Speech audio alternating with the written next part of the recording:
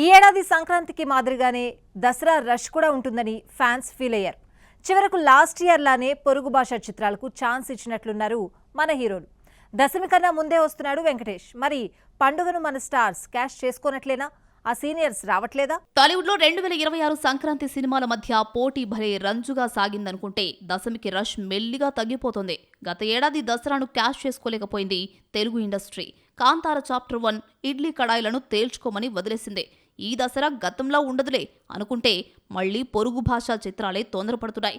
ఇప్పటికే రజనీకాంత్ జైలర్ 2, ధనుష్ ఓం దసరాను టార్గెట్ చేస్తూ release dates చెప్పేశాయి. Sivakarthikeyan సేయాన్ కూడా అక్టోబర్ బరిలోనే దిగుతున్నట్లు టీం ఇప్పటికే వెల్లడించింది.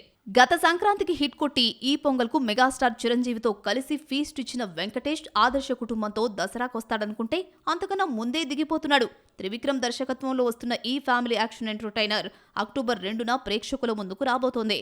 అలాగే యంగ్ హీరో రోషన్ ఫిలిం ఏదో ఏదో ఇది దసరాకొస్తున్నట్లు అనౌన్స్ చేశారు మేకర్స్. కానీ ఖచ్చితమైన రిలీజ్ డేట్ చెప్పలేదు. గత ఏడాది రావాల్సిన విశ్వంబర ఈ సమ్మర్కొస్తుందని స్వయంగా చిరంజీవినే అనౌన్స్ చేశారు. కానీ విఎఫ్ఎక్స్ పోస్ట్ ప్రొడక్షన్ వర్క్ కారణంగా డిలే అవుతోందని వెల్లడించారు. సమ్మర్ దాటిపోయినా సినిమా ఎప్పుడొస్తుందో అప్డేట్ లేదు. దసరాకొస్తుందని గాసిప్స్ వినిపించినప్పటికీ రజనీ రాకతో నిర్ణయం మార్చుకున్నారని talk. Nagarjuna milestone movie King 100 కూడా దసరాకే వస్తుందని బజ్ వినిపించింది. కానీ ఇప్పటి వరకు టైట్లే రివీల్ కాలేదు.